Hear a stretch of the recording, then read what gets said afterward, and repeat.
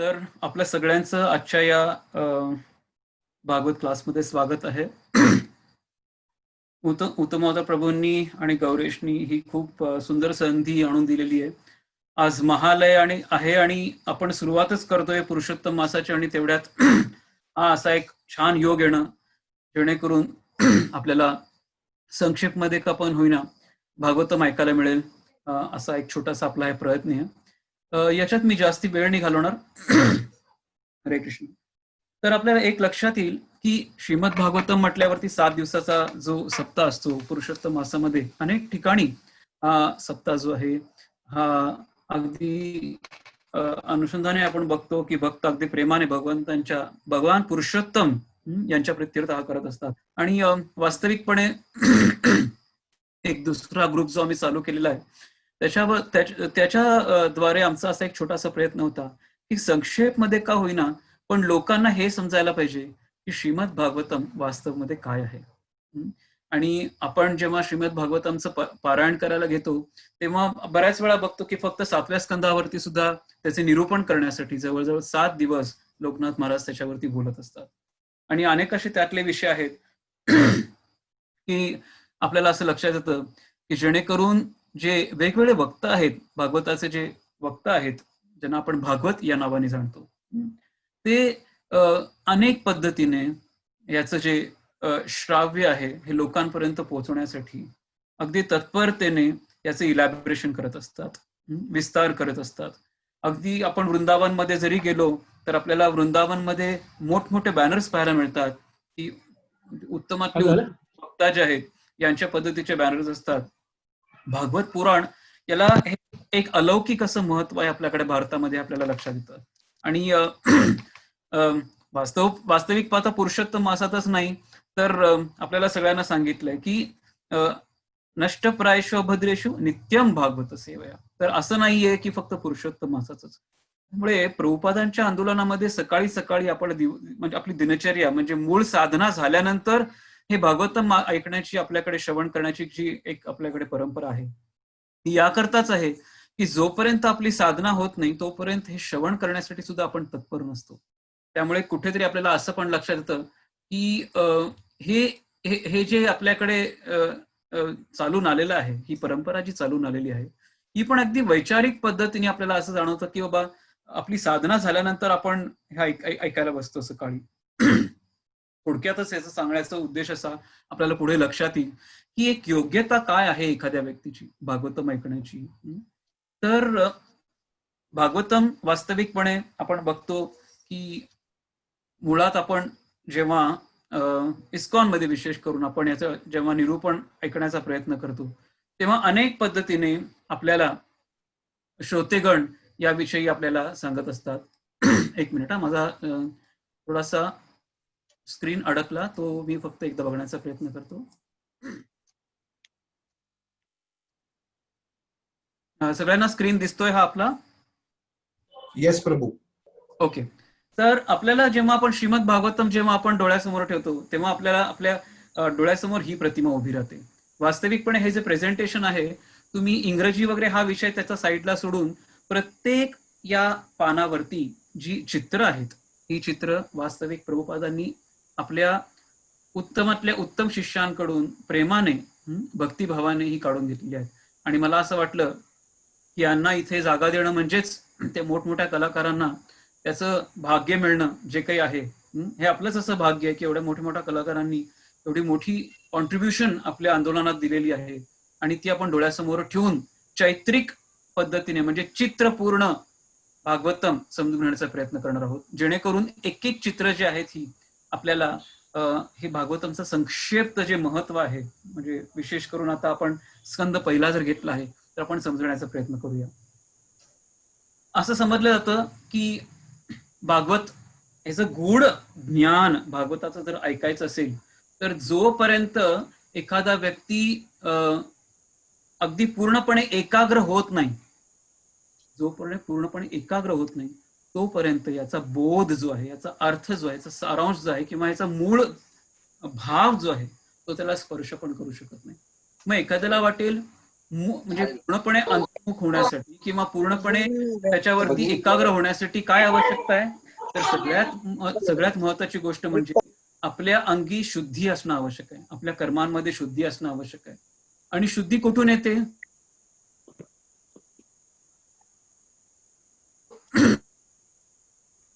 भोजन, योग्य पद्धतीची निद्रा तिने करतो आहे, जेणेकरून याला साधना साध्य करण्यासाठी तत्परतेने सोपं होऊन जाईल. अशा पद्धतीचा हा व्यक्तीच फक्त जे भागवत आहे याचं निरूपण करू शकतो. असा त्याचा एक उल्लेख इथे आपल्याला दिसून येतो.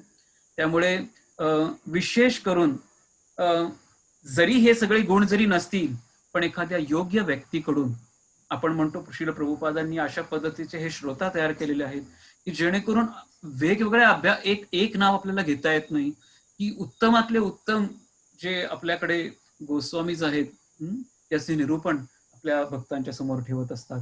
तर हे जे काही पॉइंट्स आपल्या डोळ्यासमोर दिसत आहेत हे श्रील प्रभुपादांच्याच भागवतम ग्रंथातून पॉइंट्सच्या स्वरूपात आपण डोळ्यासमोर ठेवण्याचा प्रयत्न करतोय, जेणेकरून आपल्याला हे समजेल की या पहिल्या स्कंदाचा सारांश आहे तरी काय.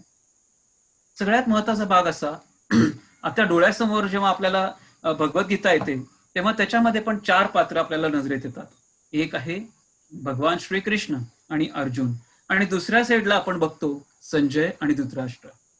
वास्तविक पाहता भागवतम जेव्हा आपण डोळ्यासमोर ठेवतो त्याच्यामध्ये पण असे 2 पद्धतीचे जे पेअर्स आहेत ते आपल्याला ऐकायला मिळतात.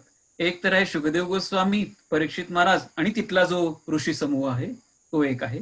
आणि त्याचबरोबर सुत गोस्वामी, शौनक गोस्वामी आणि अनेक तिथले जे ऋषीमुनी आहेत ते आपल्याला ऐकायला मिळतात.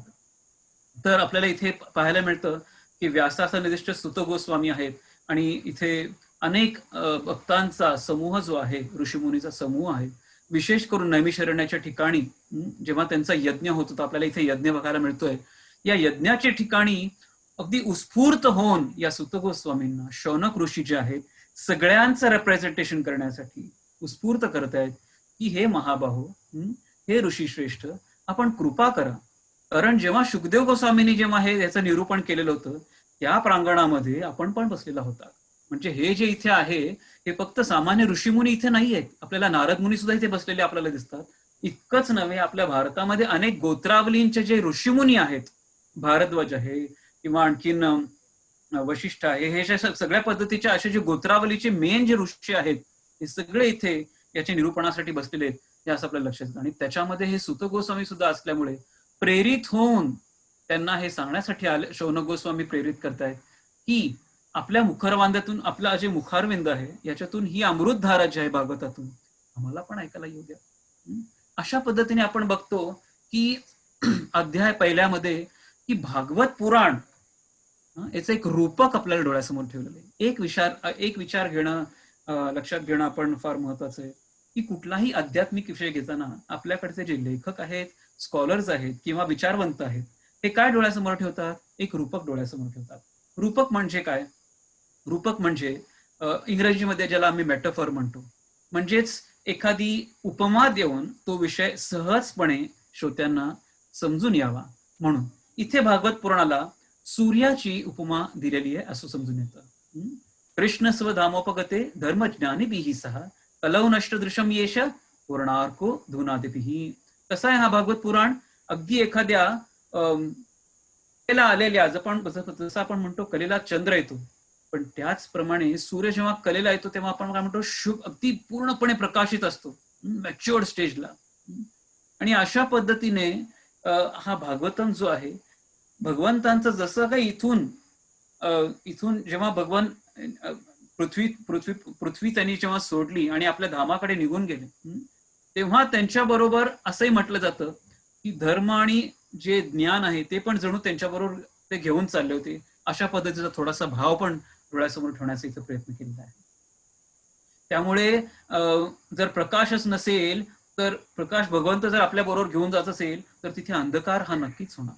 आणि त्या अंधकारामध्ये कोणी भटकू नये म्हणून या कलियुगामध्ये या छोट्याशा टॉर्च पद्धतीने आपण म्हणतो की हा जो भागवत आहे, हा जे पछाडलेले लोक आहेत, आपला मूळ जो मार्ग आहे, उद्देश आहे जीवनाचा, त्यांना समजून घेण्यासाठी एखाद्या जसं आपण म्हणतो लाईट टॉवर जो असतो, त्याप्रमाणे हा जो भागवत पुराण आहे हा उत्तम पद्धतीने येणाऱ्या पिढींना गाईड करेल असं इथे सांगितलेलं आहे.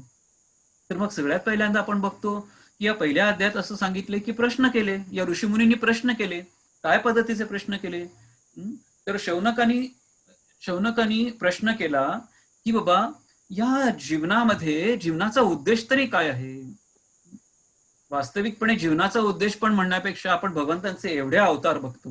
भगवान म्हटल्यानंतर त्यांचे अवतार होणं हे अपेक्षित आहे. मग त्यांचे अनेक जे आपण अवतार बघतो आणि त्याच्यामध्ये देवकीच्या गर्भामध्ये त्यांनी जो जन्म घेतलेला आहे, त्यांचे अनेक रूप आहेत, अवतार आहेत आणि त्यांनी दिलेली शिकवण जे आहे आणि या जन्ममृत्यूतून बाहेर कसं पडायचं हे आम्हाला ऐकण्याची खूप इच्छा आहे, असं शौनक ऋषींनी सूत गोस्वामींना सांगितलं. त्याच्याबरोबरच लगेच दुसऱ्या अध्यायातून आपल्याला असं समजायला मिळतं की मूळ उद्देश या श्रीमद भागवताचा काय आहे. तर मूळ उद्देश असं सांगण्यात आलेला आहे की प्रत्येक जीवताचा मूळ धर्म जो आहे, मूळ व्यवसाय काय असला पाहिजे? केवळ भगवंतांची प्रीती मिळवणं. आणि ती कशा पद्धतीची प्रीती मिळवणं? अनाभिलाषता शून्यम ज्ञान कर्माद्यनावृतम अनुकूलेन कृष्णानु शीलनम भक्तिरुत्तम. आपल्याला भक्तिरसामृत सिंधू मध्ये पण हा श्लोक खूप सुंदर नंबर पण याचा 1.1.11.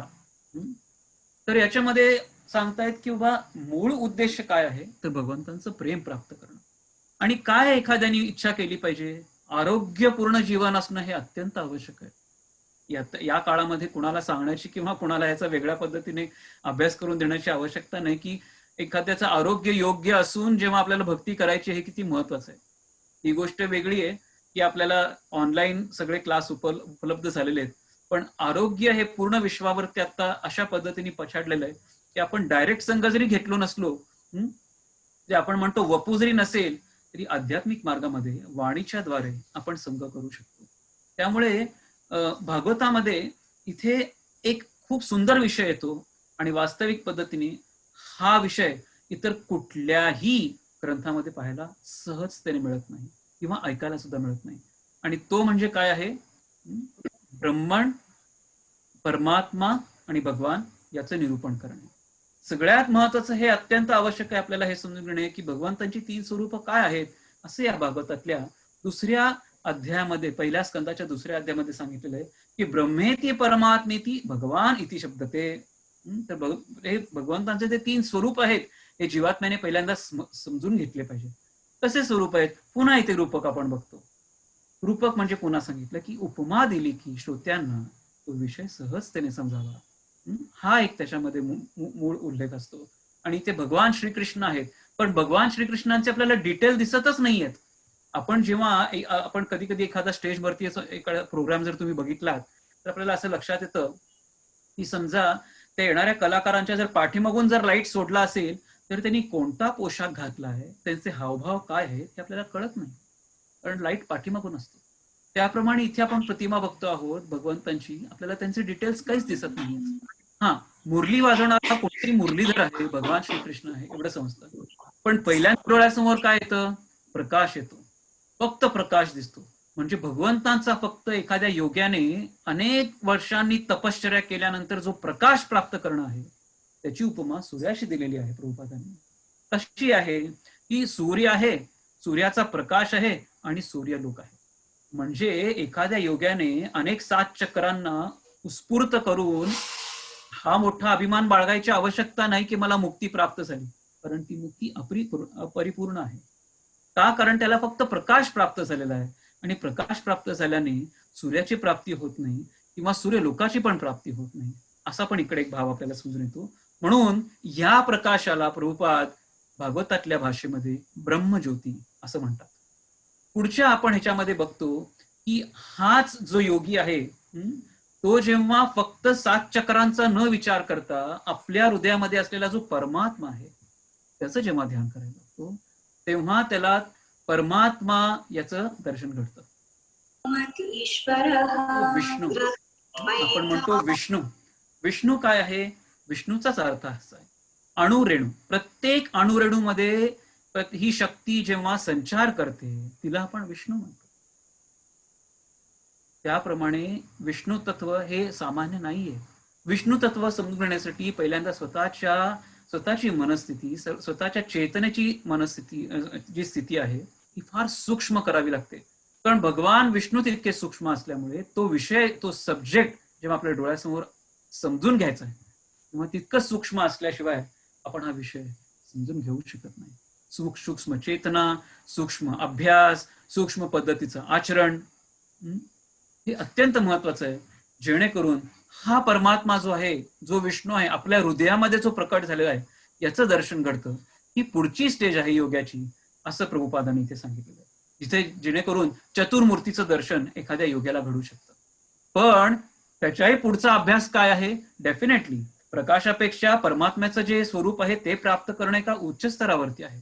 पण त्याच्या पण उच्च स्तरावरती काय आहे तर फक्त प्रकाश नव्हे. इथे आपण काय म्हटलोय, आता आपल्याला सूर्य दिसतोय, परमात्मा दिसतोय म्हणजे काय? सूर्य दिसला. आधी फक्त प्रकाश होता, आता सूर्याचं दर्शन झालं.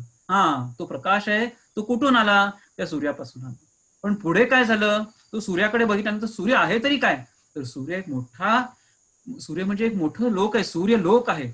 आणि त्याचा एक स्वतःचा एक अधिष्ठाता पण आहे, ज्याला आपण विवस्वान या दर्शने, या स्वरूपाने जाणतो. तो सप्तारूढ अश्वांच्या रथावरती अरुणाने चालवलेल्या, जो गरुडाचा भाऊ आहे त्याने चालवलेल्या या रथावरती आरूढ आहे. याचा जेव्हा बोध जेव्हा होतो तेव्हा खऱ्या अर्थाने आपल्याला सूर्य समजला पाहिजे, समजला असं आपण म्हणतो. तर जेव्हा एखाद्याला सूर्य लोकाचीच जेव्हा एंट्री मिळते तेव्हा त्याला सूर्यप्रकाश पण समजलेला आहे आणि सूर्य कसा दिसतो बाहेरून हे पण समजलेलं आहे. त्यामुळे भक्ती एकच असा मार्ग आहे, जप करणे किंवा सेवा करणे, जेणेकरून आपल्याला भगवंतांच्या धामामध्ये प्राप्ती होऊन, त्यांच्यासारख्या स्वरूपांची सुद्धा प्राप्ती होऊन, किंवा त्यांच्यासारख्या अनेक दिव्य भक्तांची प्राप्ती होऊन आपल्याला त्यांची सेवा घडू शकते. हे आपण समजून घेतलं पाहिजे की प्रभुपादांनी सांगितलेली मुक्ती जी आहे ही असामान्य आहे. केवळ फक्त अशी मुक्ती नाही की या भौतिक जगतातून पलीकडे जाणे, नाही. मुक्ती प्रदाता सर्वेषां विष्णुर एव न संशय. हा मुक्ती प्रदान करणारं तत्व केवळ विष्णू तत्वच आहे. आणि त्याच्याही पलीकडे जाऊन असा एक विषय आहे की जो कुठल्याही पुराणामध्ये आपल्याला पाहायला मिळत नाही. त्यामुळे अजूनही अनेक आपल्याला लक्षात येतं, या पृथ्वीवरचे जे लोक आहेत यांना याचं भान नाहीये की मुळात कृष्ण कोण आहे, विष्णू कोण आहे, ब्रह्म कोण आहे आणि शिव कोण आहे. तर वास्तविक जेव्हा आपण कृष्णाला वरच्या स्तरावरती ठेवतो, जसं आपण एका डाव्या चित्रामध्ये बघतो आहोत, तर त्याच्यापासून हे 3 विष्णू कसे तयार होतात इथे प्रभुपादांनी या 3ऱ्या अध्यायामध्ये खूप सुंदर पद्धतीने सांगितलेलं आहे की Krishna is the source of all generation. म्हणजे कृष्ण एकच उगम स्थान आहे. कृष्णस्तु भगवान स्वयं. अशा अनेक छोटे छोटे श्लोक आहेत, आपल्याला माहिती आहेत. पण इथे याचा टिप्पणी जेव्हा आपण टिप्पणीच्या स्वरूपात बघतो, खूप अतिशय सुंदर पद्धतीने पुन्हा इथे एक रूपक आपल्याला येतं. हे पण आपण पुढच्या स्लाइड्स मध्ये समजून घेऊया. मग हे 3 विष्णू आहेत तरी कोण? तो विष्णोस्त त्रीणि रूपाणी पुरुषख्यानात विदुहा. एकम तू महाता सृष्टो, द्वितीयम तुमस्थितम, तृतीयम सर्वभूतस्थम, तानी ज्ञात्वा विमुच्यते. तानी ज्ञात्वा विमुच्यते ह्याच्यावरती स्ट्रेस करण्याचा उद्देश आपला असा आहे की प्रभुपाद स्वतः सांगतायत की हे 3 विष्णू जे आहेत ते 3 विष्णू कोण आहेत.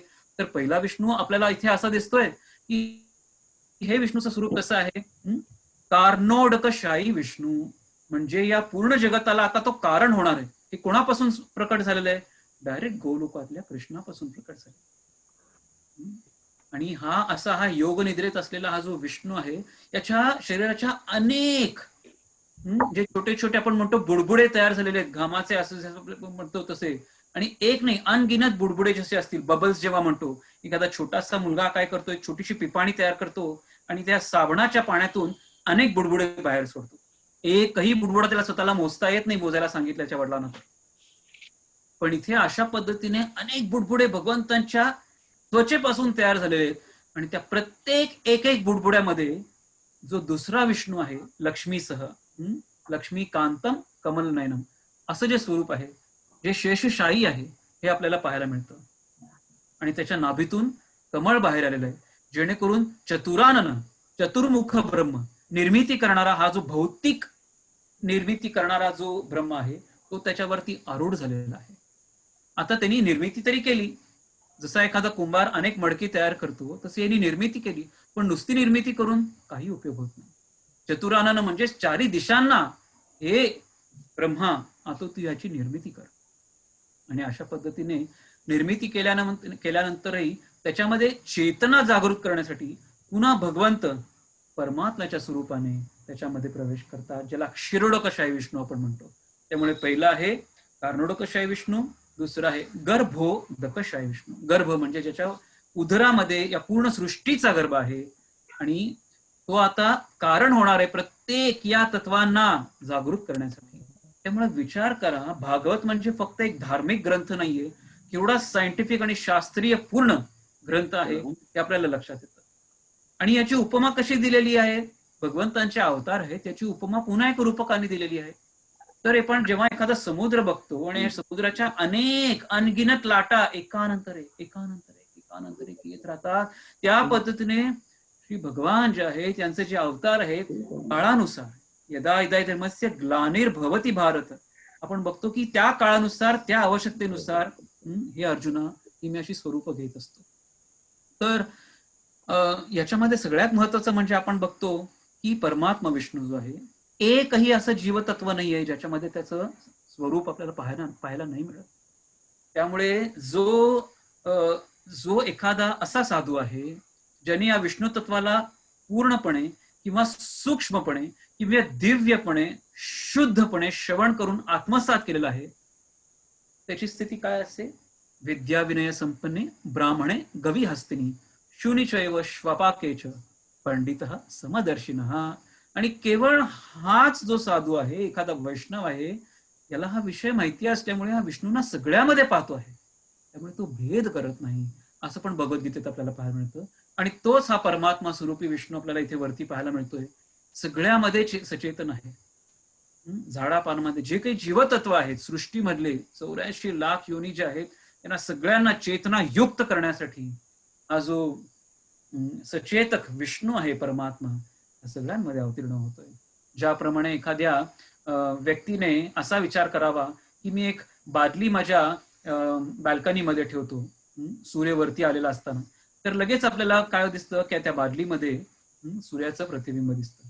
मग अनेक बादली आणतो तो आणि अनेक बादल्यांमध्ये अनेक पाणी दिसतं आणि सगळ्यांमध्ये त्या सूर्याचं प्रतिबिंब ज्याप्रमाणे दिसायला लागतं त्याप्रमाणे अनेक सृष्टी जरी निर्माण झाल्या असतील तरी त्या सगळ्यांमध्ये विष्णू प्रवेश करून त्यांना सचेतन करणं, म्हणून तो विष्णू, म्हणून तो परमात्मा, म्हणून तो आदिकारक आहे, आदि भगवान आहे, असंही त्याचा एक उल्लेख आहे.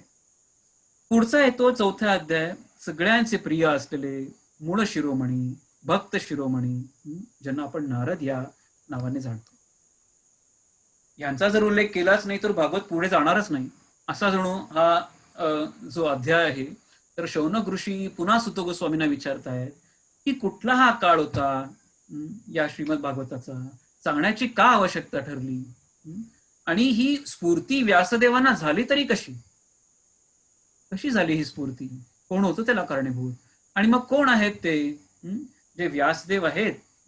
हे व्यासदेव ज्यांचा जो पुत्र आहे शुकदेव जो आहे, इथे तो नग्न अवस्थेत इथं आपल्याला बघायला मिळतो, पण दिगंबर अवस्थेत असताना सुद्धा सामान्य स्तरावरती नाहीये. आपल्याला या अध्यायाच्या शेवटी प्रभुपाद खूप सुंदर पद्धतीने इथे फक्त हा ओपन करतात टॉपिक, आणि अध्यायाच्या शेवटी शुकदेव गोस्वामींचा जन्म कसा झाला आणि ते कोण होते हे आपल्याला सांगण्याचा प्रयत्न करतात. मग असे ज्या तिथे स्त्रिया ज्या जन्म म्हणजे इथे त्या ज्या जलक्रीडा करीत होत्या किंवा स्नान करीत होत्या, तेव्हा शुकदेव गोस्वामींना बघितल्यानंतर त्यांनी आपलं वस्त्र परिधारण केलं नाही, त्यांना त्यांच्याबद्दल काहीच लाज किंवा शर्म वाटली नाही. पण त्याचबरोबर जेव्हा त्यांचे वडील आपल्याला व्यासदेव जेव्हा आपण बघतो तिथून जेव्हा जात होते, तर लगेच त्या स्त्रियांनी आपलं शरीर जे आहे ते लगेच झाकून घेतलं. ह्याचा काय उद्देश आहे असा पण शौनक गोस्वामी जे आहे ते सुत गोस्वामींना विचारतायत. आणि मग हे परीक्षित महाराज कोण आहेत, यांची ही भेट या शुकदेव गोस्वामीबरोबर कशी झाली, तर आणि अशा पद्धतीने कुठल्या पद्धतीने उत्स्फूर्त होऊन की अगदी आपण म्हणतो अहो मृत्यूपर्यंत अहोरात्र जसं आपण म्हणतो, तेव्हा अहो मृत्यूपर्यंत त्याने उपवास धारण करून या गंगेच्या तीरावरती हे श्रवण करण्याचा प्रयत्न इथे ठेवलेला आहे. तर हे सगळं समजून घेताना पहिल्यांदा सुत गोस्वामी सांगतात की व्यासदेवांचा जन्म कसा झाला वगैरे सांगतात. आपण डिटेलमध्ये जाऊ शकत नाहीये. पण व्यासदेवांची ही ख्याती आहे की त्यांनी काय केलं, तर त्यांनी 4 वेद तर तयार केलेले होते. त्याचे 4 विभाजन सुद्धा केले, जेणेकरून सामान्य व्यक्तीला त्याचा बोध सहजतेने होऊ शकेल. इतकं सगळं. त्यांचे 4 शिष्य होते आणि त्या 4 शिष्यांच्या द्वारा त्याचं विभाजन केलं. इतकंच नव्हे, सृष्टी फक्त उत्पत्ती होते इथेपर्यंत हा विषय थांबत नाही. तर सृष्टीचं पुन्हा सृजन कसं होतं ते पण समजून घेणं आवश्यक आहे. त्याचा काळ काय आहे, ह्याचं पूर्ण कॅल्क्युलेशन जे आहे, ह्याचं गणित जे आहे, हे पण सांगताना महाभारत सुद्धा याच व्यासाने लिहिलं, आपल्याला सगळ्यांना माहिती. इतकं सगळं करून सुद्धा आणि असंही सामान्य नाही, गणेश जो शिवपुत्र आहे, गणेश याच्याद्वारे हे ग्रंथ हे जे आहेत, विशेष करून महाभारत जे आपण म्हणतो, याची टिप्पणी त्यांनी त्यांच्याकडून लिहून घेतली. आणि इतकं सगळं होऊन सुद्धा कुठेतरी एक खंत निर्माण झालेला आहे व्यासदेवांना की माझ्याकडनं काय असं अपूर्ण ठरलेलं आहे, जेणेकरून मी काहीतरी राहिलेलं आहे का माझ्या ग्रंथांमध्ये. त्यामुळे इथे प्रभुपाद असं सांगतायत, आपण कुठलीही सेवा केल्यानंतर अंतर्मुख होऊन ती आपली सेवा योग्य झालेली आहे का नाही याचा अभ्यास करा. मग त्याच्यातल्या त्रुटी आहेत हे आपल्या अंतर्मुखात असलेले किंवा अंतरंगात असलेले चैत्यगुरु आहे ते आपल्याला दाखवायला लागतात की काय आहे, कशा पद्धतीने आपल्याकडनं अपराध झालेले आहेत आणि आपण कशा पद्धतीने ते दुरुस्त करून आपली जी सेवा आहे ही उत्तम पद्धतीने केली पाहिजे. इंग्रजीमध्ये आम्ही त्याला इंट्रॉस्पेक्शन म्हणतो. अंतर्मुख होऊन आपण केलेल्या सेवेवरती सतत चिंतन करत राहणे. सेवा योग्य झालेली आहे का नाही, भगवंतांपर्यंत पोहोचलेली आहे का नाही, भक्तांपर्यंत पोहोचलेली आहे का नाही. आणि हा खंत इथे होत असताना अशा या खंत स्वरूपामध्ये सरस्वतीच्या तीरेवरती असलेले हे जे व्यासदेव आहेत असताना तिथे या नारद मुनींचं तिथे आगमन झालेलं आपल्याला दिसून येतं. अशा या 5व्या अध्यायामध्ये नारद मुनी आल्यानंतर या व्यासदेवांना ते सुंदर पद्धतीने मार्गदर्शन करायला लागतात. काय मार्गदर्शन करायला लागतात की हे व्यासदेवा, तुझ्याकडनं काय राहिलेलं आहे, तर भक्तीचं निरूपण जे आहे आणि भक्ती संदर्भात असलेले भगवान विष्णू जे आहेत त्यांचं नाम, त्यांची कीर्ती, त्यांचं स्वरूप आणि त्यांच्या लीला हे अत्यंत महत्व आहे. भगवान इथून जेव्हा भगवंताचं इथं परिधान झालेलं आहे तेव्हा हे इथून सोडून जेव्हा निघून गेलेले आहेत, अंतर्ध्यान झालेले आहेत आपल्या लोकात जाण्यासाठी, तेव्हा त्यांच्या पाठीमागे काहीतरी त्यांच्याच लेवलचं असणं आवश्यक आहे. त्यामुळे भागवत आणि भगवान यांना कधीही वेगळं समजलं जात नाही. भागवत आणि भगवान हे एकच आहे. म्हणजे आपण म्हणतो की भगवंतांचे अनेक अवतार आहेत. मग एखाद्या वेळेस भगवंतांनी एखाद्या सुकराचं, म्हणजे आपण म्हणतो एखाद्या वराहाचं स्वरूप जर घेतलेलं असेल, तर एका ठिकाणी नर म्हणून रामाचं स्वरूप जर घेतलेलं असेल, मत्स्य म्हणून एखाद्या मत्स्याचं जर घेतलं असेल, मग असे जे भगवंत आहेत एखाद्या ग्रंथाचं का स्वरूप घेऊ शकत नाहीत, एखाद्या हरिनामाचं दर्शन का स्वरूप घेऊ शकत नाहीत. तर अशा पद्धतीने भागवतात सांगितले की भागवत म्हणजे ग्रंथ स्वरूपी भगवान आहे. भगवान अंतर्धान झाल्यानंतर त्यांच्या पाठीमागे कोण राहिलं, तर हा व्यासदेवाने लिहिलेला जो ग्रंथ आहे तो कृष्णरूपी इथे राहिलेला आहे, जेणेकरून पछाडलेल्या या जीवतत्वांना मार्गदर्शन मिळण्यासाठी. त्यामुळे ह्याचा जो अधिकारी कोण आहे खूप सुंदर पद्धतीने आणि फक्त प्रभुपाद सांगतात की जो भौतिक सृष्टीमध्ये राहून जो आता कम्प्लिटली पछाडलेला आहे, त्याला नको नको झालेलं आहे आपलं जीवन. प्रभुपाद म्हणतात लोक आपलं जीवन कुठेतरी आणखीन दान करून टाकतात किंवा आणखीन स्वतःचा जीव घेतात, कष्ट झालेत म्हणून, हे झालेत म्हणून, ते झालेत म्हणून. तर इथे म्हणतात नाही, हीच वेळ योग्य आहे हे समजून घेण्यासाठी की तुम्ही जेव्हा पूर्णपणे भौतिक दृष्ट्या पूर्णपणे दीन होऊन जाता तेव्हा तीच व्यक्ती या विषयाचा अधिकारी होऊ शकते. ज्याप्रमाणे या झाडाची सावली आनंदाने कोण घेऊ शकतो, जो खूप कष्टाने उन्हातून जाऊन तिकडे जेव्हा बसतो तेव्हा त्या झाडाच्या सावलीची त्याला जी शांतता जी आहे, ते सुख जे आहे त्याला जितकं लाभेल तितकं सुख एखाद्या सुरुवातीपासूनच सावलीत बसलेल्या माणसाला त्याचं महत्व नाही कळणार आणि त्याचा उपयोग पण त्याला तितका होणार नाही जितका एखाद्या उन्हातून आलेल्या व्यक्तीला त्याचा होईल. त्याप्रमाणे म्हणून नारद मुनी थोडस पुश करतायत, कुठल्याही ना पद्धतीने उत्साहित करण्याचा प्रयत्न करतायत.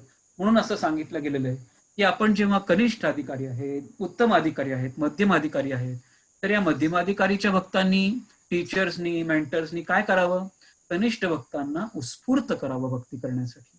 त्यांची उत्स्फूर्ती बघून आपल्यामध्ये पण स्फूर्ती जागृत करावी. तर इथे काय करतायत? पुश करतायत, हा ग्रंथ आता तुम्ही निरूपणाला घ्या, लिहिण्यासाठी घ्या. आणि नारद मुनी असं सांगितल्यानंतर पुढे आपला इतिहास सुद्धा सांगतायत. हे 6व्या अध्यायामध्ये आपल्याला या दोघांमधला जो संवाद आहे, नारद मुनी आणि व्यासदेव, याच्यामध्ये आपल्याला पाहायला मिळतो. तर नारद मुनी तिथे आपली कथा सांगतायत. तर मी कोण होतो? तर नारद मुनी असाच नाही झालो. तर नारद मुनी मी होण्याच्या आधी एक सामान्य स्त्री जी आहे तिचा पुत्र होतो. पण ही सामान्य स्त्री कशी होती? ती चरित्रवान होती, सात्विक होती, जेणेकरून तिला हे माहित होतं की गृहस्थ आश्रमात असलेल्या स्त्रीने काय करावं? तर वैष्णवांना घरी बोलून त्यांना प्रसाद आपण भक्षण करण्यासाठी द्यावा, प्रसाद घेण्यासाठी द्यावा, त्यांची सेवा करावी. आणि पुरुषोत्तम मासासारखा उत्तम कुठलाच मास नाहीये की एखादा गृहस्थ आश्रमी जो आहे हा भक्तांना बोलून त्यांना भोजन देऊ शकतो. अर्थात ही गोष्ट आपल्याला काळजीनेच करायची आहे. जेव्हा आपण ऑनलाईन पण भोजन देऊ शकत नाही, तर तेव्हा आपण काहीतरी असे दान धर्म म्हणून आपण संपत्तीच्या स्वरूपाने सुद्धा मंदिराच्या द्वारे आपण मंदिरामध्ये भोजन दान वगैरे, आपण ब्राह्मण दान वगैरे असं काही आपण दिलं, ब्राह्मण भोजन, तर याची ती परिपूर्णता आपल्याला त्याची प्राप्त करून घेता येते. अशी ही सात्विक स्त्री जिनी या पुत्राला जन्म दिलेला आहे, ही अनेक अशा ऋषीमुनींना जेव्हा त्याची सेवा करते, त्यांचं उच्चिष्ट जे राहिलेलं आहे या नारदाला खायला मिळाल्यामुळे सतेज, सात्विक, दिव्य बुद्धी, चेतना शुद्ध होऊन तिथे तयार झालेली आहे. आणि जेणेकरून, आणि सगळ्यात महत्वाची गोष्ट म्हणजे या नारदाने त्यांची परवानगी घेऊन ते उच्चिष्ट घेतलेलं आहे. प्रभुपाद सांगतात, कुठल्याही आपल्यापेक्षा सिनियर भक्तांचा प्रसाद आपण त्यांच्या अनुमतीशिवाय त्याला भक्षण करू नये, नाहीतर त्यांची कृपा आपल्याला प्राप्त होत नाही. गोपाळकृष्ण महाराज पण या बाबतीत फार पर्टिक्युलर असतात. म्हणतात, मेरा प्रसाद किसको देना है? जो दीक्षित भक्त है उसको देना है. तर याचाच अर्थ सांगण्याचा उद्देश असा की इथे भेदभाव करत नाहीयेत गुरु महाराज, पण सांगण्याचा इतकंच की पात्रता असणं पण तितकंच महत्वाचं आहे. त्यामुळे स्वतःची पात्रता बनवून त्या, आणि भगवत प्रसाद हा असा आहे की पात्रता नसेल सुद्धा काय होतं, भक्त शेवटी कृपेने तो पण वाटतात आणि आपल्याला आपल्यामध्ये पात्रता जागृत करतात. तर ह्या पात्रता जागृत झालेल्या नारदाने काय केलं आपल्याला लक्षात येतं की त्यांना उत्स्फूर्त झाली भगवंतांच्या सेवेची, पण त्याच रूपामध्ये किंवा त्याच जन्मामध्ये नाही. त्यांना पण तेच गुण प्राप्त झाले की मी पण अशा पद्धतीने माझं जीवन योगत्वाने परिपूर्ण करावं.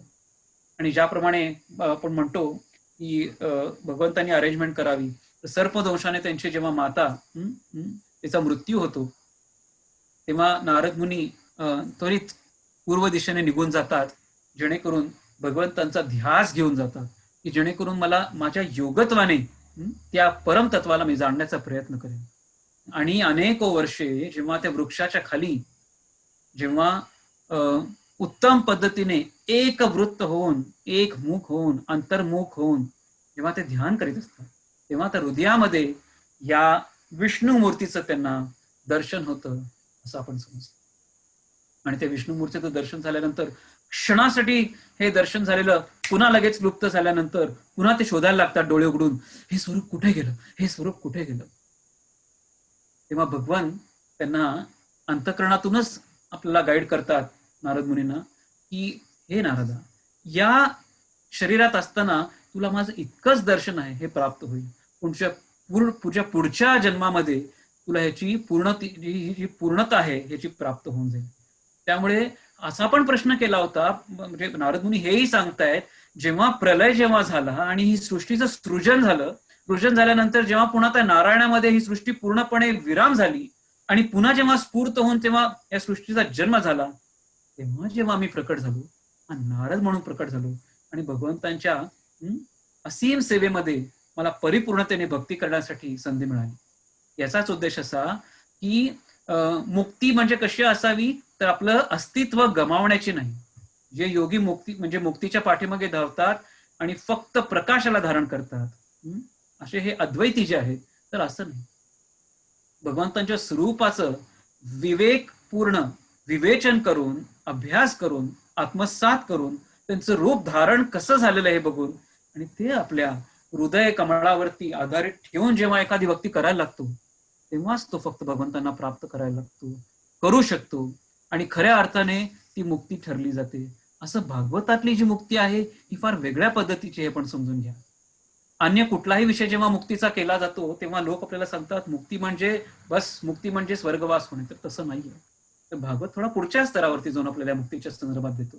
मग 7व्या स्कंदामध्ये आपल्याला 7व्या अध्यायामध्ये आपल्याला कशा पद्धतीने या द्रोणपुत्र अश्वत्थाम्याचा मृत्यू तर त्याचा देऊ शकत नाही, पण त्याला मृत्यूपेक्षा पण अवघड अशी स्थिती त्याचं करून घेणं, पण ब्राह्मण पुत्र असल्यामुळे त्याला मारू नये आपण, असा एक भाव असल्यामुळे त्याचा जो मणी जो आहे तो काढून घेतल्यानंतर त्याला पूर्णपणे शक्तिहीन करून सोडलेलं, आणि सगळ्यात मोठा श्राप म्हणजे चिरंजीवी राहणे असा श्राप दिला होता. त्यामुळे इथे नारद मुनींनी सांगितल्यानंतर व्यासदेवानी संकल्प करून मग याची पूर्णता भागवताची केली असं आपण समजून घेतो. कुठलंही कार्य करताना, पित्रांचं असो, भगवंतांचं असो, कुठलंही कार्य असो, पहिल्यांदा आपण आचमन करतो, ज्यालाच आपण संकल्प म्हणतो. डायरेक्टली आपल्याला कुठल्याही कॉलेजमध्ये ऍडमिशन घेता येत नाही. पहिल्यांदा ऍडमिशन फॉर्म भरावा लागतो. संकल्प म्हणजे ऍडमिशन फॉर्म भरण्यासारखं आहे. अशाप्रमाणे एखादा जो तत्परतेने, जो व्यवस्थित पद्धतीने समजून घेऊ शकतो, तोच फक्त हा जो विषय आहे तो समजून घेऊ शकतो. त्यामुळे व्यासदेवांनी हे पूर्णपणे आत्मसात करून आपला जो पुत्र आहे, जो आत्मसाक्षात्कारी आहे, शुकदेव ज्याचं नाव आहे, त्याला हे दान दिलेलं आहे, ज्ञानाचं दान दिलंय, असं इथे आपल्याला असं लक्षात येतं. 8वा अध्याय म्हणजे जशी काय एखाद्या भक्तीची परिकाष्ठा. स्वरूप समजून दिल्यानंतर ती भक्ती कशी असायला हवी, ही मूर्तिमंत प्रतिमा आपल्याला कोणतीच्या प्रार्थनेतून आपल्याला ऐकायला मिळते. कशी असावी भक्ती, तर इथे सांगितलेलं आहे की कुंती उवाचा नमस्ते पुरुषं त्वद्यं ईश्वरं प्रकृते परम आलक्ष्यं सर्वभूतानां अंतर्बाहिं अवस्थितम. जेव्हा कुंतीला हे लक्षात आलं की आता सगळं काही व्यवस्थित झालेलं आहे, युद्ध संपलेलं आहे, आणि भगवंत आता आपल्या द्वारकेमध्ये निघून चाललेले आहेत हस्तिनापूर सोडून, काय झालं? सेपरेशन म्हणजेच काय? विरह. आणि त्यावेळेस या कुंती देवीने खूप सुंदर पद्धतीने आपल्या प्रार्थनेची रचना केलेली दिसून येते. आणि ती प्रार्थनेची रचना केवळ फक्त जो एखादा कवी असतो त्या पद्धतीने नाही, तर पूर्ण ब्रह्मतत्वाचं अंडरस्टँडिंग आणि नॉलेज, ज्ञान ठेवून की हा जो माझा जो ज्याची मी आत्या आहे, हा जो आहे माझा भातचा, जो आहे भातचा, आपण काय म्हणतो, पुतण्या भातचा जो आहे, जो माझ्या या फॅमिलीमध्ये ज्यांनी जो प्रकट झालेला आहे, माझ्या परिवारामध्ये एखाद्या टॉर्च लाईट प्रमाणे सतत पाठीशी राहणारा हा जो माझा प्रिय असा भगवंत आहे, याचं सुंदर निरूपण तिने केलेलं दिसून येतं. तर कसा आहे तो? तर हा जो मूळ भगवान आहे, तो फक्त कृष्ण नाहीये, मूळ भगवान आहे. आणि कुठल्याही आपण म्हणतो की भौतिक तत्वांनी आणि गुणांनी तो कधीही अफेक्ट होत नाही, त्याला स्पर्श सुद्धा करत नाहीत भौतिक तत्व. म्हणून आतमध्ये आणि बाहेर सगळ्यांच्या मध्ये तो सर्व व्यापी आहे, असं एक त्याचं स्वरूप आहे. आणि खूप सुंदर उपमा इथे दिलेली आहे की ज्या पद्धतीने एखादा ऍक्टर जो एखादा स्टेजवरती येतो आणि एखादं रूप बदलून येतो, आणि तो आतमध्ये कोण आहे कळतच नाही, आणि सगळे लोक समजतात अरे हा तर हाच आहे. त्याप्रमाणे हे भगवंतांची स्वरूप जी आहेत, हे एखादा जो मूर्ख आहे तोच असा समजू शकतो की हा ऍक्टर नाही, हा तर खराच माणूस आहे. तर अशा पद्धतीने भगवंत आपल्या मायेने सगळ्यांना आपल्या मायेचा प्रभाव देऊन अशी ही स्थिती निर्माण करू शकतात की लोकांना भगवंत कोण आणि कसे आहे त्यांचं स्वरूप पूर्णपणे या मायेने आच्छादन केल्यामुळे दुर्योधनासारखे व्यक्ती आणि दुशासनासारखे व्यक्ती जे आहेत, शिशुपालासारखे व्यक्ती आहेत, हे विश्वरूप समोर प्रकट होऊन सुद्धा ते पाहू शकत नाहीत. त्यामुळे हे जे शास्त्र आहे, दिव्य शास्त्र आहे, सुंदर पद्धतीने प्रकट होतं, आणि त्याच्यामध्ये परिपूर्णतेने आपण प्रकट होत आहे भगवान, असं कोणती म्हणते. आणि मला असं वाटतं आता आपण इकडून झालेला असताल तर आपण जाऊ नका. आणि मला तर असं वाटतं की तुम्ही जरा जात असताल तर मग या जीवनाचं मूळ साध्य काय राहिला माझा. पण माझी सतत अशी इच्छा होती, माझ्या डोळ्यासमोर सतत तुम्ही असावं.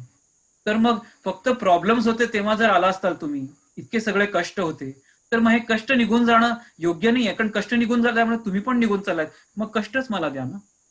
म्हणजे कष्ट माझ्या बरोबर राहिले तर तुम्ही पण राहता.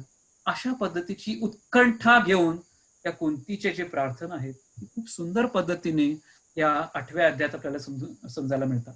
9व्या अध्यायात आपल्याला भीष्मदेव कशा पद्धतीने आपला देह त्याग करतात हे आपल्याला पाहायला मिळतं. ते खूप सुंदर पद्धतीने भीष्मदेवांना पहिल्यांदा प्रश्न करतायत युधिष्ठिर महाराज. इथे आपल्याला लक्षात येतं की युधिष्ठिर महाराज प्रश्न करतायत, विचार करा एखादा असामान्य योद्धा जेव्हा अशा शय्येवरती बसल्यानंतर युधिष्ठिर महाराज जे चक्रवर्ती आहेत प्रश्न काय करतायत, एखाद्या राजाचं कर्तव्य काय आहे. आणि त्या पद्धतीने अशा परिस्थितीत असताना सुद्धा हा परम योद्धा जो आहे हा युधिष्ठिर महाराजांना सांगतोय की कशा पद्धतीने दान केलं पाहिजे, एखाद्या राजाची कर्म कशी असली पाहिजे, स्त्री आणि भक्तांची आपले कर्तव्य कशी असली पाहिजेत, आपला व्यवसाय कसा असला पाहिजे, इतकं सगळं सांगून आपला विचार, आपले भाव आणि आपली इच्छा पूर्णपणे समोर असलेल्या सुंदर भगवान श्री कृष्णांवरती लक्ष केंद्रित करून आपला त्यांनी प्राण सोडला आणि त्यांच्यामध्ये ते अंतर्मुख झाले असं आपण समजतो. त्यामुळे भीष्मदेवाचं हे जे शिकवण आहे हे अलौकिक आहे आणि असामान्य आहे असं पण आपल्याला दिसून येतं. आणि याच्यानंतर आपल्याला लक्षात येतं की भगवान हे जेव्हा सोडून जात आहेत आणि द्वारकेमध्ये जेव्हा आले तेव्हा खूप सुंदर पद्धतीने द्वारकेमध्ये त्यांचं स्वागत झालेलं आहे. तर इथे स्वागत झाल्यानंतर सांगितलंय की भगवान द्वारकेमध्ये आल्यानंतर जेव्हा शंख फुंकला त्याची उपमा त्यांनी एखाद्या या राजहंसाप्रमाणे केलेली आहे की जसं एखादा राजहंस एखाद्या कमळाबरोबर खेळत असतो तसं भगवंतांचे जे चुटुकले ओठ आहेत, लाल ओठ आहेत, त्या शंखाबरोबर तसे दिसत होते. आणि खूप सुंदर पद्धतीने या द्वारकेमध्ये भगवंतांचं दर्शन घेण्यासाठी ज्या स्त्रिया त्यांच्यापासून विरहित होत्या त्या सगळ्या त्यांचं स्वागत करतात असं लक्षात येतं. त्याच्यानंतर 12व्या स्कंदामध्ये परीक्षित महाराजांचा जन्म कसा झालो जरा ते आपल्याला समजायला मिळतं. आपल्याला सगळ्यांना माहितीये की त्या गर्भामध्ये परीक्षित असताना फक्त अंगठ्याच्या आकाराच्या स्वरूपाने येऊन अश्वत्थाम्याच्या त्या ब्रह्मास्त्रापासून त्याचं रक्षण करण्यासाठी म्हणून त्यांचं नाव परीक्षित झालं असं आपण समजतो. आणि त्याप्रमाणे हे परीक्षित मोठे झाल्यानंतर तसा आपल्या घरातच असलेला जो जरासंधाने ठेवलेला जो त्याच्या वडिलांना दिलेला जो मुकुट होता तो त्यांनी परिधारण केल्यानंतर वास्तविक तो सहदेवाला सांगितला होता की त्याच्या घरी पोहोचवण्यासाठी, पण सहदेवाने तो पोहोचवला नव्हता पण भीमाने तो अगदी खूप फोर्सफुली आणला होता. आणि अशा पद्धतीचा मुकुट घातल्यानंतर आपण बघतो कसं उन्मत्त होऊन हा राजा परीक्षित आहे हा या ऋषींच्या गळ्यात साप घालून स्वतःवरतीच एक मोठं संकट ओढून घेतो. आणि शेवटी शृंगी म्हणजे त्यांच्या मुलाचा श्राप मिळाल्यानंतर 7 दिवसापर्यंत उपोषणाला बसून या तत्वाला पूर्णपणे समर्पण करतो आणि त्याचा बोध समजण्याचा प्रयत्न करतो. 13व्या अध्यायामध्ये आपल्याला असं पाहायला मिळतं की धृतराष्ट्र तिथून आता त्याचं म्हणजे जे हस्तिनापूर आहे त्यांना सोडण्यासाठी प्रवृत्त कोणीतरी करतं. आणि ते कोण आहेत तर विदुर महाराज जे आहेत हे मैत्रेय ऋषींना भेटून आल्यानंतर जेव्हा हस्तिनापुरात येतात तर त्यांचा उद्देश फक्त एकच होता, इथे असं प्रभुपाद सांगतात. त्यांनी स्वतःच्या डोळ्यांनी यदुवंशाचा नाश बघितलेला होता पण पांडवांना त्याची काहीही माहिती दिली नाही. कारण इतके सगळे युद्ध बघून पांडव ऑलरेडी किंवा दुःखामध्ये असल्यानंतर पुन्हा आणखीन त्यांच्या दुःखामध्ये आपण भर पाडू नये म्हणून हा विषय कुठल्याही पद्धतीने सांगितला नाही. पण मूळ धर्म त्यांनी एक विचार केला की आपण धृतराष्ट्राला आपण सांगितलं पाहिजे की हे राजा की आपलं आता मूळ कर्तव्य काय आहे तर आता आपण विरक्तीने काय करावं, उत्तर दिशेला जाऊन आपलं हे जीवनाचं विसर्जन जे आहे कशामध्ये करावं, आपल्या ब्रह्मतत्वामध्ये करावं. ब्रह्मतत्वाच्या म्हणजे कसं म्हणजे ब्रह्मतत्व जाणून घेण्यासाठी करावं, सेवेसाठी करावं. आणि अशा पद्धतीने राजा धृतराष्ट्र उत्तर दिशेमध्ये निघून जातो अशा या अध्यायात त्यांनी सांगितलेलं आहे. आणि आपल्याला असं सगळं आपण पहिल्यांदा आपण समजून घेतलं की इथे भागवताचा जो उगम आहे, भगवान अंतर्धान जेव्हा होतात आणि आपल्या धामामध्ये इथे निघून जाताना दिसत आहेत आपल्याला वरती चित्रामध्ये, तेव्हा युधिष्ठिर महाराजांना अनेक असे आपण म्हणतो ना की अरे हे काही चांगलं लक्षण नाही बरं का, आज मला असं काहीतरी चुकीच्या चुकीच्या पद्धतीच्या सकाळपासून काही काही गोष्टी दिसत आहेत आणि मला असं वाटतं काहीतरी आज वाईट घडणार आहे. आणि अशी लक्षणं आपण बघितल्यानंतर आपण काय म्हणतो, अशी लक्षणं युधिष्ठिर महाराजांना या कलियुगाचा जसा प्रभाव यायला लागला तसं दिसल्यानंतर त्यांना लक्षात आलं आणि त्यामुळे भगवान जेव्हा अंतर्धान पावतात आणि तिकडून निघून जातात तेव्हा त्यांचा प्रिय सखा जो अर्जुन आहे त्या वीरामध्ये त्याचीच काशी स्थिती होते. हे 15व्या अध्यायामध्ये आपल्याला तिथे पाहायला मिळतं. 16 अध्यायामध्ये परीक्षित महाराजांचं आगमन, परीक्षित महाराजांच्या राज्यामध्ये कलीचं आगमन झाल्यानंतर त्यांना कुठे कुठे जायला कली सांगतो आणि कुठे कुठे नाही जायला सांगतो ते पण तिथे सांगितलेलं आहे. सगळ्या पद्धतीचे जागा कलीला दिल्यानंतर ज्या पद्धतीने अनैतिक संबंध आहेत, आणखीन दारू नशा आहे, आपल्याला 4 नियम दिलेले आहेत प्रभुपादांनी, या सगळ्यांमध्ये म्हणजे या कलीचं जे आहे हे त्याच्यामध्ये वास्तव्य असल्यामुळे आपण या 4 गोष्टींपासून दूर राहायला पाहिजे. असं कलियुगातला हा युगधर्म आपल्याला सांगितल्यामुळे तरी पण त्या कली पुरुषाची तृप्ती झाली नाही तेव्हा त्याला सांगितलं की ठीक आहे, आता तू सुवर्णामध्ये सुद्धा प्रवेश कर. तेव्हा त्याची थोडी तृप्ती झाल्यासारखी दिसते. आणि तोच जो कली आहे त्या मुकुटामध्ये त्यांनी प्रवेश केल्यानंतर, तो मुकुट परीक्षिताने धारण केल्यानंतर या कलीचा जो प्रभाव आहे त्याच्यावरती पण पडल्यानंतर अशा पद्धतीची एक मोठी लीला आपल्याला घडून येते, ज्यामुळे एका मोठ्या इतिहासाला भागवताच्या जन्म होतो, हे पण आपण पाहतो. आणि अशा पद्धतीने पुढे आपण हे बघतो की शुकदेव गोस्वामी 19व्या अध्यायामध्ये प्रभुपाद शुकदेव गोस्वामी कोण आहेत हे सांगतात. आणि जर थोडक्यात जर पाठीमागे जर जायचं असेल तर असं सांगितलं जातं की महादेव पार्वतीला सांगत होते भागवत पुराण. आणि सांगत असताना आपल्याला सगळ्यांना माहिती आहे की कुठलाही विषय असो, आपण रामचरित मानस बघतो, रामायण बघतो, या सगळ्या या मूळ विषयांमध्ये, वैष्णव तत्वांमध्ये, वैष्णवाणाम यथा शंभू, हे खूप सुंदर पद्धतीने आपलं जे आहे कॅरेक्टर आहे किंवा आपला जो रोल आहे तो उत्तम पद्धतीने साधत असतात महादेव, हे आपल्याला लक्षात येतं. तेव्हा या देवीला अंबा, उमा, जिला सुंदर पद्धतीने ह्याचं विवेचन सांगत असतात, तेव्हा प्रत्येक एका ह्याच्यानंतर आपण कसं म्हणतो असं होत असताना तिला कधी त्याच्यातून निद्रा येते हे तिच्या पण लक्षात येत नाही. पण कुठेतरी महादेव जेव्हा अगदी पूर्णपणे तल्लीन होऊन हे सांगत असतात तेव्हा तिच्याकडे लक्ष सुद्धा नसतं. तेव्हा हू जोपर्यंत आवाज येतोय तोपर्यंत सांगत असतात. आणि हा हू आवाज कुठून येत असतो, तिथल्या एखाद्या पोपटाकडून येत असतो. आणि हा पोपट आहे हा हू करत असतो. आणि महादेवाचे डोळे उघडल्यानंतर लगेच तो पोपट जो आहे तो तिथून लगेच उडून जो बाहेर पडतो. मग शिव त्यांचा पुन्हा तिथे महादेव त्याचा पाठलाग करायला लागतात. पण हा पोपट येऊन शेवटी काय होतो, परीक्षित व्यासदेवांची जी पत्नी आहे तिच्या मुखामध्ये ते प्रवेश करून तिथे आतमध्ये तिच्या गर्भामध्ये ते तिथे प्रवेश करतात. आणि 16 वर्ष तिथे राहिल्यानंतर एक योग्य क्षण बघून तिथून जेव्हा ते बाहेर येतात तेव्हा हे शुकदेव गोस्वामी. आणि हे शुक आहे तरी कोण, तर हा शुक म्हणजे वास्तविकपणे हाच पोपट. कोण आहे हा पोपट? हा राधाराणीचा पोपट आहे. तर या पोपटाला काय शिकवलेलं आहे राधाराणींनी की कृष्णा कृष्णा कृष्णा कृष्णा कृष्णा कृष्णा असं तू म्हणत राहा. त्यामुळे वृंदावनामध्ये गेल्यानंतर हा पोपट जेव्हा कृष्ण आपल्या गोप मित्रांबरोबर बसलेला असतो तेव्हा तिकडे कृष्ण कृष्ण कृष्ण कृष्ण असं करीत असताना कृष्ण त्याच्या पाठीमागे धावण्याचा प्रयत्न करणार तरीच हा तिथून उडून जातो.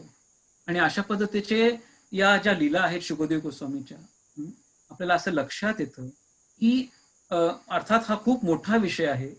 विस्तारित आपण कधीतरी पुढच्या वेळेस कधीतरी आपण समजून घेण्याचा प्रयत्न करू. त्यामुळे शुकदेव गोस्वामी सामान्यतः हा ग्रंथ इतक्या सहजतेने सांगत नाहीयेत. तर त्यांचा जेव्हा जन्म होतो, हाच पोपट जेव्हा तिथे जन्म घेतो, राधाराणीचा पोपट जो पूर्णपणे आध्यात्मिक पद्धतीने चेतनायुक्त आहे, तोच हा विषय लोकांपर्यंत पोहोचण्यासाठी योग्य आहे, यात मुळीच संदेह नाही. तर हे आपण समजून घेतलं पाहिजे की शुकदेव गोस्वामींचा जन्म कसा झाला, काय झाला, आणि अशा पद्धतीने त्यांची ही कथा समजून घेण्यासाठी आपल्याला शेवटच्या चित्रात दिसून येतं की परीक्षिताबरोबर अनेक जे तिथे असलेले जे ऋषीमुनी आहेत हे पण या शुकदेवाच्या मुखातून आलेलं जे ज्ञान आहे भागवताचं, याचं निरूपण करण्यासाठी कसा आनंद घेत आहेत हे सांगितलेलं आहे. आपण दुसऱ्या चित्रामध्ये, पहिल्या चित्रामध्ये आपण हे बघतोय की तो शुकदेव जो आहे, शुकदेव जे आहेत हे त्या राधाराणीचा पोपट आहे, प्रिय पोपट आहे, आणि त्याला अनेक पद्धतीने त्याला ज्ञान देते आहे ती. आणि तेच शुकदेव, तोच पोपट जो आहे, शुक जो आहे, इथे अशा सुंदर एखाद्या नैष्टिक ब्रह्मचारीच्या स्वरूपात इथे तो प्रकट झालेला आहे. आणि सगळे ऋषीमुनी त्याला पूर्णपणे सरेंडर होऊन, पूर्णपणे त्याला समर्पित होऊन त्याच्या ज्ञानाला प्रणाम करतायत. आणि हे ज्ञान आपल्याला लक्षात येतं की व्यासदेव अनेक ऋषींना सांगताना आपल्याच पुत्राला पण सांगतायत, हे पण आपल्याला लक्षात येतं. तेव्हा शुकदेव गोस्वामी व्यासांच्या समोर बसलेत, हे पण आपल्याला इथे दिसून येतं. आणि ही सांगता आपल्याला पहिल्या अध्यायातून, पहिल्या स्कंदातून खूप सुंदर पद्धतीने प्रभुपाद आपल्या सगळ्यांच्या डोळ्यासमोर ठेवत आहेत. हरे कृष्ण कृष्ण कृष्ण हरे हरे, हरे राम राम राम हरे हरे. श्रीमद भागवतम की जय. तर कोणाचे काही प्रश्न असतील तर आपण विचारू शकता.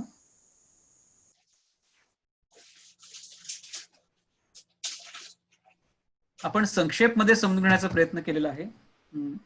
आणि इतकंच नव्हे तर आपल्याला सगळ्यांना माहिती आहे की हा विषय तसा इतका सोपा नाहीये थोडक्यात समजून घेणं.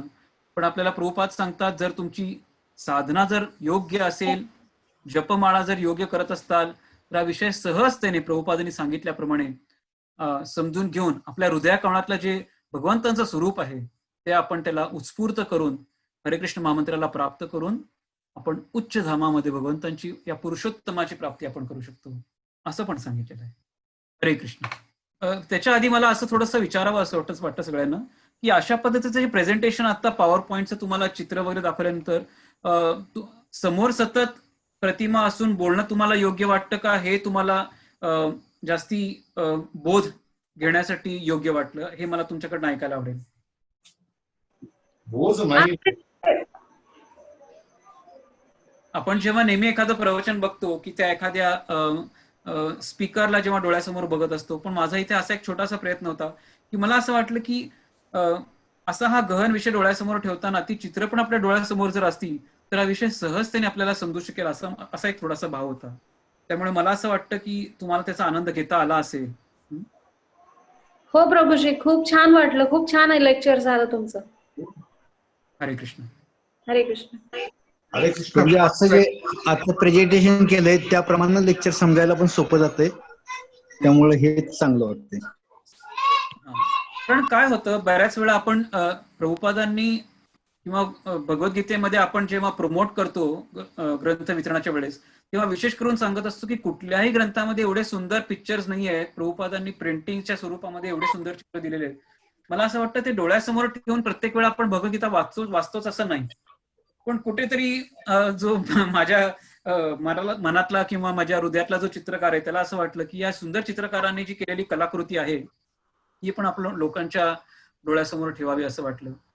याच्यामध्ये मला असं वाटतं, जेव्हा मी ब्रह्मचारी होतो भक्तीमध्ये असताना सुरुवातीला, तेव्हा हे चित्र मला बीबीटी साठी करायला मिळालेलं होतं, जे आपल्याला आता राईटला इथे पाहायला मिळतं. तर मला असं वाटतं कुठलीही आपल्यामध्ये सेवा जी आहे हे आपण भगवंतांच्या पर्यंत जेव्हा घेऊन जातो तेव्हा ते आपल्याला साध्य करून देऊ शकतं, असं मला एक वाटतं. म्हणून मला असं वाटलं की हे प्रेझेंटेशन इंग्रजीमध्ये असो किंवा कसंही असो, पण विषय मूळ काय होता तर चित्र डोळ्यासमोर ठेवून संक्षिप्त मध्ये पहिला स्कंद जो आहे तो समजून घेणं. हरे कृष्ण. हो प्रभू, Hare Krishna. Is it fine Gauresh Prabhu? Yes प्रभू, खूप छान तुम्ही सारांश सांगितलं, समजून सांगितलं सगळं.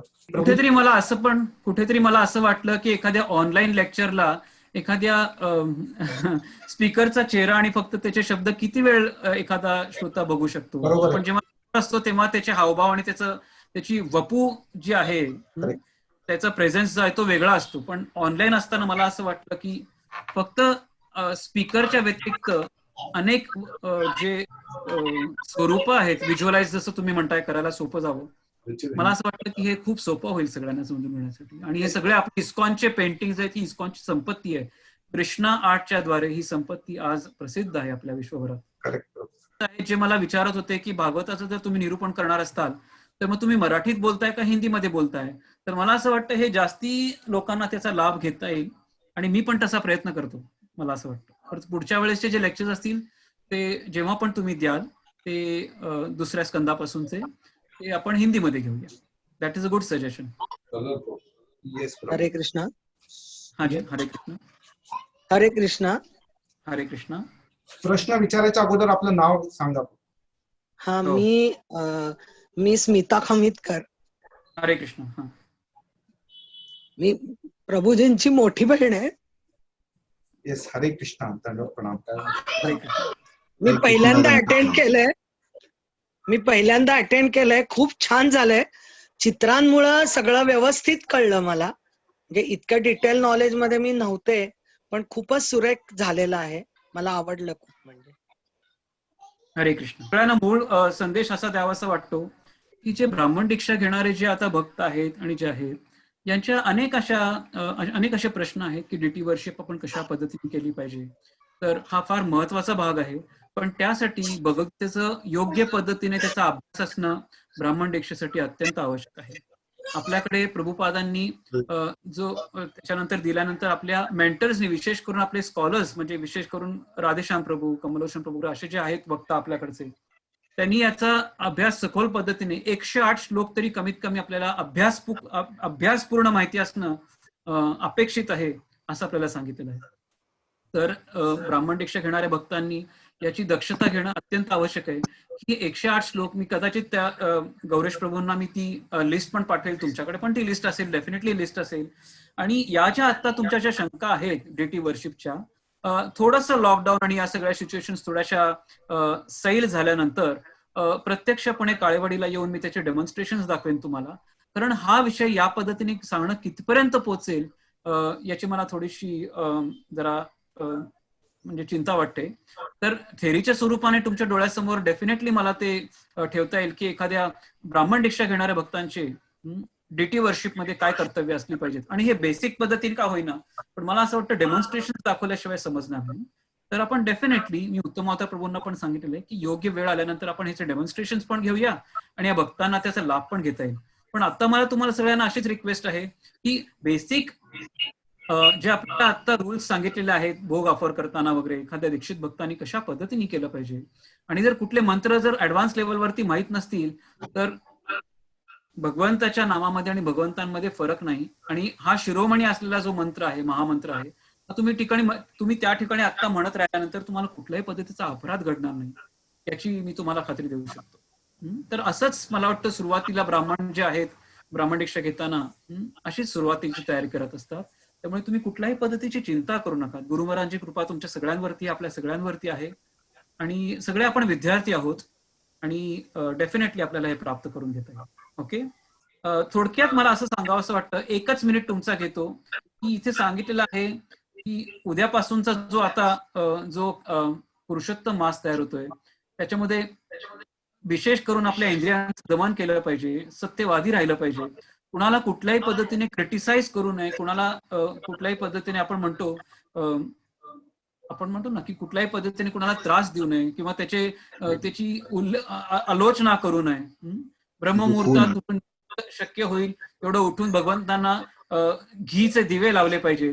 आणि 21 पानं, आता ह्याचा उल्लेख मी पण शोधण्याचा प्रयत्न करतोय की 21 पानं तुळशीची भगवंतांना आपण अर्पण करावी पुरुषोत्तम मासामध्ये रोज, असं सांगितलेलं आहे. ते 21 पानं काय आहेत मी पण शोधण्याचा प्रयत्न करतोय.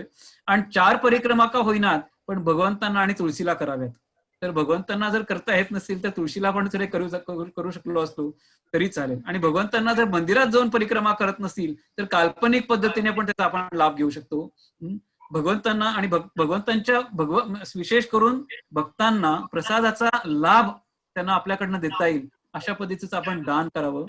आणि विशेष करून जो भागवत आहे त्याचं निरूपण व्हावं आणि भगवद्गीतेमधला जो 15वा अध्याय आहे त्याचं अध्ययन करावं, इथे असं सांगितलेलं आहे. आणि शक्य जितकं होईल तेव्हा आपल्या वैष्णव भक्तांचं, वैष्णव मित्रांचं, वैष्णव परंपरेचं दर्शन घेत राहावं. आपलं जे भोजन आहे ते अल्प ठेवावं, अशा पद्धतीने स्वतःला सुस्त बनवू नये की जेणेकरून सेवा करणं अवघड होऊन जाईल. जर आपल्याला नदीमध्ये जाऊन जर स्नान करता येत नसेल तर आपण जे रोज आपल्या स्नानगृहात स्नान करतो त्याच स्नानगृहातल्या पाण्याला गंगेची, यमुनेचे व गोदावरी, सरस्वती असं आपण शुद्धीकरण करून ते जल जे आहे आपल्यामध्ये घेऊन, आपल्यावरती घेऊन आपण शुद्धीकरण करून हरे कृष्ण महामंत्राचा जप करून या पुरुषोत्तम मासाचा जास्तीत जास्त लाभ आपण घेऊ शकतो, असं इथे सांगितलं आहे. हरे कृष्ण. हरे कृष्ण. धन्यवाद प्रभूजी. हरे कृष्ण. हरे कृष्ण प्रभूजी. प्रभूजी आपण इथे पूर्ण विराम देऊया आणि हो, सर्व ठीक आहे. काळेवाडी हरे कृष्ण. भक्तांतर्फे तुमचे मनपूर्वक आभार. आणि Sure. हरे कृष्ण. आपण हे पुढेही असं ही सिरीज चालू राहील तर आपण Yes. सगळ्या भक्तांना हे कळवत राहूया. प्रभूजीची आपण पारंपरिक पद्धतीने आपण 3 वेळा हरिबोल करूया सगळ्यांनी. हरी बोल. हरी बोल. हरी बोल. हरी बोल.